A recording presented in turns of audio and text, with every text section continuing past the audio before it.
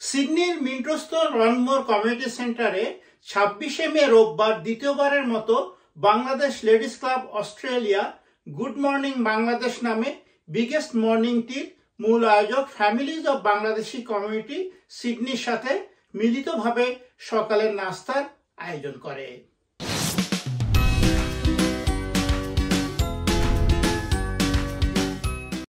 সকাল 9:30 থেকে দুপুর 1:30 পর্যন্ত সবার জন্য উন্মুক্ত ছিল এই আয়োজন। বাংলাদেশ লেডিস ক্লাবের সভাপতি রাহেলা আরেফিন তার স্বাগত বক্তব্যে গুড মর্নিং বাংলাদেশের মূল আয়োজক ফ্যামিলিজ অব বাংলাদেশি কমিউনিটি সিডনির মরহুম ডক্টর আব্দুল হকের প্রতি গভীর শ্রদ্ধা, লায়লা হক ও ডক্টর আয়াজ চৌধুরীর প্রতি গভীর কৃতজ্ঞতা জানান। সাবরিনা হোসেনের উপস্থাপনায় সংক্ষিপ্ত আলোচনায় অংশ নেন ক্যাম্বেল টাউন সিটি কাউন্সিলের deputy mayor councillor Ibrahim Khalil Masud, Rubayat Haque Sathi, Cumberland city councillor doctor Sabrin Faruqi, Jenny Nion, councillor Masud Chowdhury, Mohammad Shafiqul Alam, Ashikur Rahman Ash, Shamima Alamgir, Tajim Tarek, আয়োজনের আহ্বায়ক রওশন জাহান পারভিন ও মিলি ইসলাম প্রমুখ।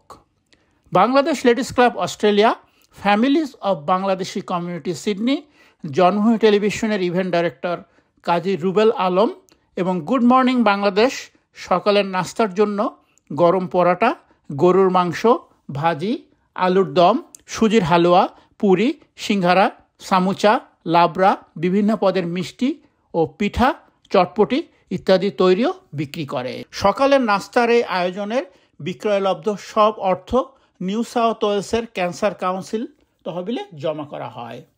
এই অর্থ ক্যান্সার গবেষণা, শিক্ষা, প্রতিরোধ এবং রোগীর সহায়তা পরিষেবাগুলিকে ক্যান্সারে আক্রান্ত সকলকে সহায়তার জন্য ব্যয় করা হবে।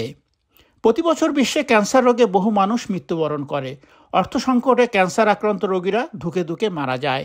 সিডনিতে ক্যান্সার রিসোর্স ডেভেলপমেন্টকে আর্থিক সহায়তা প্রদান করার লক্ষ্যেই গুড মর্নিং বাংলাদেশ নামে বিগেস্ট মর্নিংটি কর্মসূচিটি 2001 সালে শুরু করেছিলেন মরহুম doctor Abdul Haque. Families of Bangladeshi community সিডনির ব্যানারে ও বাংলাদেশ লেডিস ক্লাব অস্ট্রেলিয়ার সহযোগিতায় পরিচালিত হয় এই কার্যক্রম। এতে বাংলাদেশি সম্প্রদায়ের অংশগ্রহণ ছাড়াও অনেক অস্ট্রেলিয়ানরাও যোগ দেন। পুরো ইভেন্টটি সুন্দরভাবে পরিচালনা করতে বাংলাদেশ লেডিস ক্লাব অস্ট্রেলিয়াকে সহায়তা করে বাংলা হেয়ার, জন্মভূমি টেলিভিশন ও সিডনি প্রতিদিন। Naim Abdullah, independent television, Sydney, Australia.